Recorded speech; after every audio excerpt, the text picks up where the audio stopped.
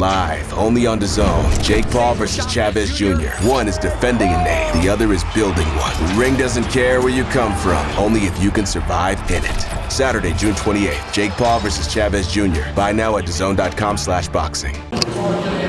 This is Charlie Parsons for the Stomping Ground, powered by Wow Hydrate and available on DAZN. Mr. Amir Khan here in Accra, Ghana. How are we, sir? Yeah, we're in Accra at the moment. Still here now, taking off for the airport. It's been an amazing trip, honestly. And I would like to say to everyone at home who tried to tune in on DAZN that there's a technical fault. It was to do with the link, satellite link or something. It just couldn't happen. So I do really apologize, but what a night it was, honestly. I've never seen an event that packed, but for like 6 hours it was crazy. I mean, the amount of amazing fights we had on there, it was, and then we had a concert there as well. I mean, amazing. I just want to say a big thank you to the Ghana government. I met the president of Ghana, John Mahama, and also I'm good friends with his son Sharif, and also the whole gang. I mean, they were amazing, the way they helped us, supported us, and also would like to say that, you know, one of the sponsors, without the sponsors this event would not be possible. So I would like to thank the sponsors that supported us to put this whole event on, because without them it would not be possible to put an event on this big. It was very fun to be involved, Amir. Like you say, the atmosphere there. Oh, you were buzzing. I saw you. I saw you sat in the corner with the biggest smile on your face, thinking, "What the hell's going on here?" It was amazing, wasn't it? It was different, and to have like it must have been like 5-6 hours long, and to have the fans sat there till the end, till the Tabiti fight. I mean, it was awesome to see that. And there was a few, which was one of the best things that we did, was we put 2 local fighters on from 2 different areas that fought each other, and wow, the crowd was going mad because obviously they were supporting their guy. But wow, I mean, overall it was it probably has to be one of the best shows Ghana's ever done before.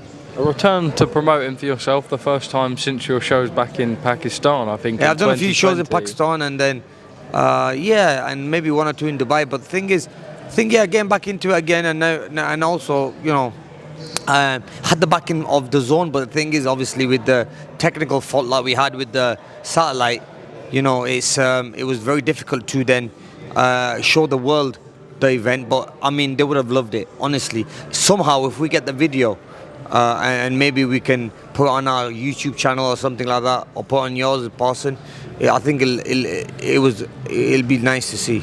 Just quickly, while we're talking about the event, before we discuss a few things on the world of boxing as a whole, what have you learned from this whole experience that you can take forward to next time? Because it has been a little bit of a bumpy road, as much as a good road. It's never easy. It's never easy. You're not doing promotion and also doing events.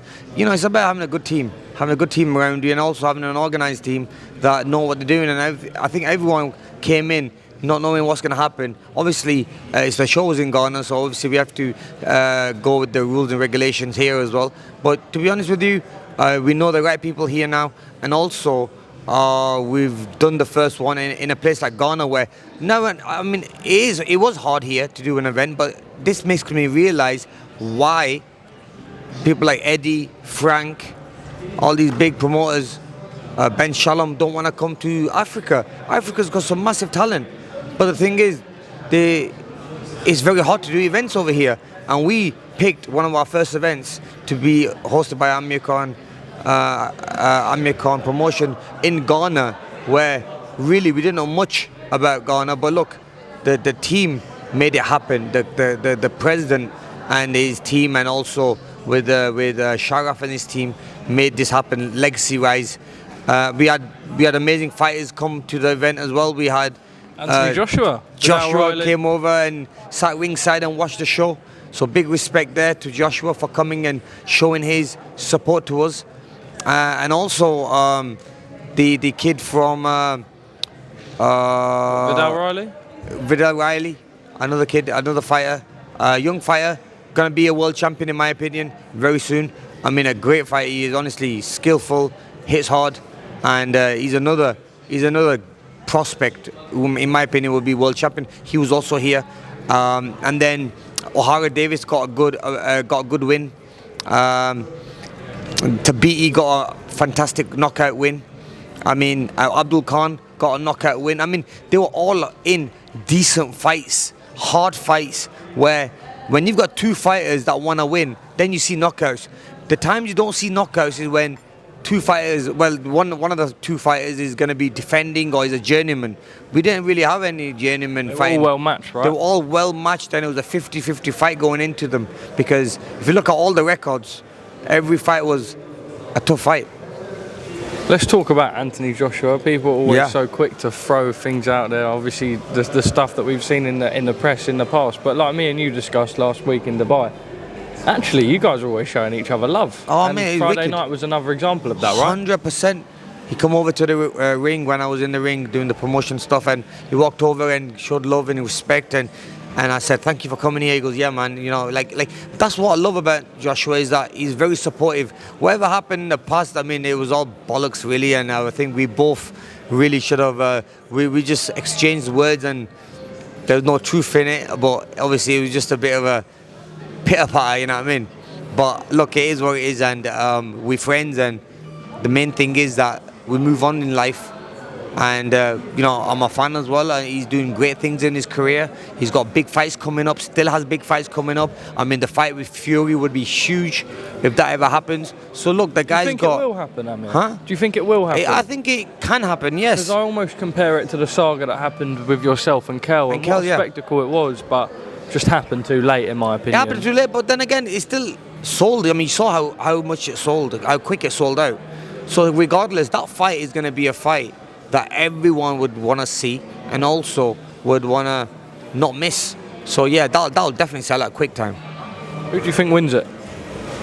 It's a hard fight to call because styles make fights. Now, Joshua's got so much power, strong, whereas Fury boxes so well. So yeah, I'd love to see the fight because it is a 50-50 fight. You know what I mean? Both guys have been put down. Yeah, what a fight it would be. But one thing about Fury, Fury just a hard bastard, isn't he? He's just solid. I mean, one guy that if you don't get him out or knock him out, you put him down, he gets back up, and he keeps getting back up. Yeah, so he's one guy that you're gonna be in a hard fighting with. You know what I mean? You're just gonna be, you're gonna have to, yeah. When you're in the ring with Fury, you're gonna have to dig deep. And with AJ's got that power to literally knock out anyone. So I think there's some great fights out there for them still. You're kind of in this tutelage of promotion now. We've seen Sky Sports have not renewed necessarily with Boxer.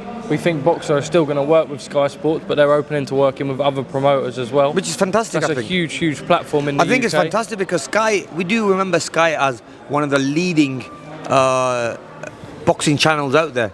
When they show the pay-per-view fights or the big fight nights, or you know, on Saturday and Friday.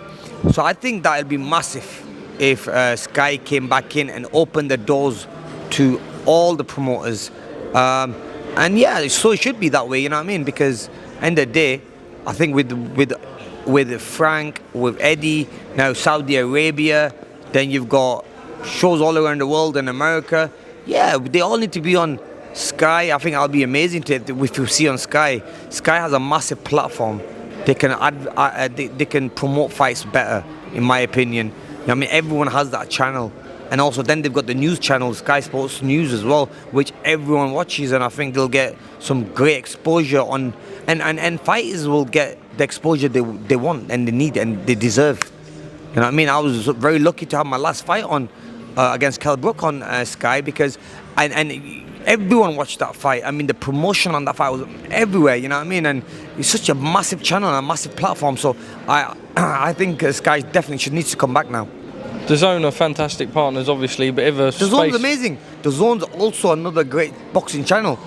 But I just feel that Sky just has that bigger platform in now.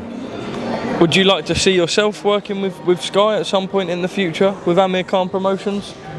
Oh yeah, I mean I do a little bit of commentary for them already. I do a little bit of commentary and stuff like that for Sky. Yeah, but I mean till I wasn't paid. I mean, I mean, look, me and Ben had a little ups and downs. Yeah, what's the crack with that relationship? Because someone put out that you were in a lawsuit. No, most of the with money, him. but the thing is, look, bro, sometimes you have to just you get paid a little bit just when you tweet someone and then Just firm it. and then firmly, okay, there you go. But then obviously I'm still owed money. But look, end of the day, it is what it is, and I got no hard feelings. I like Ben. He's a nice lad, but he's just obviously it is what it is. You know what I mean? Sometimes you have to be very smart when you like. My contract was solid, and it was a good contract where Ben really should have had a proper read of it. You know what I mean? But look, end of the day, I let things go as well in life, and there's always another chapter we can go to. Yeah. It was always going to be tough boots to fill when he took that Sky Sports position. It's always over hard, Eddie yeah. So Hearn. pressure was always on him. What have you made of that 5-year tenure? Look, he did well. He did well, and obviously with so much happening, you know, I think a lot of pressure was on Ben. Obviously, after Eddie left Sky and Frank left Sky, I think it was Eddie, wasn't it, that was owning Sky. But I just feel that, you know, a lot of pressure was on his shoulders. He did his best, and he tried, and he's still doing good. But like I said, I think they should open the door to all other promoters as well, which then helps, you know, boxing on Sky get promoted even more, because everyone remembers Sky as the main boxing channel. And not only that, I got a message from Ben as well, wishing me all the very best for my show, and said well done. So it's nice that, you know, he's acknowledging, and other promoters are acknowledging the work that we're doing. We're trying. End of the day, look, I'm not in competition with anyone. I'm not in competition. I'm just enjoying this journey in promoting fights, and I want to just help the next generation. And one day maybe, imagine, get a world title fight. But who knows, you know, end of the day, I'm taking baby steps, and let's see how it all goes and plays out. Amir, boxing's always interesting. And also we've got, like, while I was at the show, I've had like about 4 or 5 different people come over to me that they want to do shows with me in, like one was in Nigeria, another one was in London, I mean, the message I've been getting from promoters and also people that want to co-promote with me, I mean, it's amazing to see that, you know. Manny Pacquiao returning to the ring at 47 years of age against Mario Barrios. I can't understand it. I don't necessarily think it's right. What are your thoughts? It's a winnable fight for Manny Pacquiao. Do you think? Yes, because Barrios is a very good fighter, but he's not the top. He's not like a Crawford. But 47-year-old Pacquiao. No, but Manny still has it in the bag. You see him training and stuff like that. And, you know, yeah, I mean, why not? I mean, 47 is, for Manny, it's just a number. He feels like he's still got it in him. He's always proved us all wrong. And Manny can come back and put another performance and win another world title, imagine, at 47. So, look, have we ever seen another fighter in the 40s, late 40s? Foreman was 45, what? wasn't he? 45, so this would be something special. I don't know if that was oldest ever heavyweight or oldest ever champion. Okay, no, I can't. So look, I mean, look, he could break another record. Manny's broken many. So yeah, that's why I'm taking my time a little bit. Hopefully when I'm about 50, I'll come back again. But yeah. Well, there was a period where you were linked to a couple of fights, not necessarily in the professional ring, but kind of within the influencer space. KSI and Jake Paul were two names. Yeah, and just bollocks, I suppose really. money talks at the same time. Money talks, and look, you know, every fight I've been in, I've made big money, bro. I'm one of the highest paid boxers in Britain. Luckily, you know, thank God, and I was blessed to be in that position. So yeah, I mean, I don't think it was that we can't sell tickets or we can't bring money to the table. I mean, every fight I'm in, we sell out. Look at my last fight. I mean, every show we've done, you know, we've done well. So, and we one of the most recognized fighters in Britain, and one of the most recognized fighters I'm in Ghana in the world. You know, I'm in Ghana, and a lot of people are recognizing me and taking pictures and stuff. And it's just nice to be acknowledged, you know. So, yeah, I mean, look, but I knew that it was never gonna happen. I mean, it was just bollocks, really, to be honest with you. I don't want to give no names, but. No, man, not a fight. It's not the opponents. It's not the boxers or the fighters. It's normally the managers who just talk shit. I'm not mentioning no names though. Fucking weirdos, bro. Don't know what they're talking about. They just come in the game. Jake or KSI side? They just come in the game and they think they fucking know it all. Or both? Nah, I'm not saying no. But they know who they are. They know who they are. I'm lucky enough to call you a friend. I've spent time in and around you. Listen, we're real talkers, bro. End of the day, look, one thing about me, bro, you know, I always speak the truth and always speak openly as well, not being scared of what to say and what not to say. I am what I am, you know what I mean? So, sometimes, if it upsets people, but I do say it the right way. And, but like I said, I don't need to come back. I was going to say, I look at you now and I think about the times we spend together. You're usually chilling, you enjoy your shisha, whatever. You enjoy life, bro. Fight. Yeah. Unless the money is significant, though. Yeah, and then that will motivate me then to probably get back in training camp. And you think you'd be kidding yourself a bit? Huh? Do you think you'd be kidding yourself a bit? Because I remember we spoke about on the podcast about the Kell Brook fight. Yeah. And I remember you said just in camp, like you just didn't really have that same. Yeah, nah. I don't know. I think like I might want to come back and I still have it in me, but then again, I know for a fact I'll probably go in camp and think, fuck this, I ain't doing it. When was the last time you trained? I ain't like trained boxing. That's what I mean. You know what, bro? Like, it's hard, man. I mean, I'm so comfortable that I don't bother. Like, I'm doing my real estate business. I'm buying, selling a lot of real estate. I'm flipping. I'm buying. I've got a lot of businesses like the wedding hall that's booming, making me millions a year. Like I've got, you know, alhamdulillah, you know, thank God. Like I've done well in the game. That I don't need to like, you know what I mean. I get paid just go to events. Like I get, you know, and I'm in a position now where I can just sit there and say I don't want to do it and I don't want to go. I'm not bothered about that 10, 15, 20 grand, you know what I mean? So God's been kind, bro. I'm just enjoying life, honestly. Like more openings of chicken shops. Yeah, I mean, yeah, I get asked to open that. No, mate, give that, mate. See later, mate. Like, sometimes you do it for your own people, like, for your people, like your boys and that, you know what I mean? That are open. So you think, you know what, yeah, I'll do it for him. You do it for nothing for him, you say, no problem. But yeah, look, I have been offered, like, go open a chicken shop, I'll give 15 grand. I'm like, I'll give that a miss. And you did it? I've done one, yeah. It was about 20 grand it was. I was like, mate, quick 20 grand in that for an hour. I mean, you would say no to that. Would you say, if someone comes say, Parsons, can you open this chicken shop? 20 grand for me is different for 20 grand for you. Huh? I'm saying, I'd do it for 20 grand. Yeah, 100%. Who would say no to 20 grand for like, just cutting a ribbon, taking a few pictures. And then you still have to pay for your food. And you'd have to pay for the... You had to pay for your food, yeah, that was another one. And I left a tip for him. The tip was more than the food.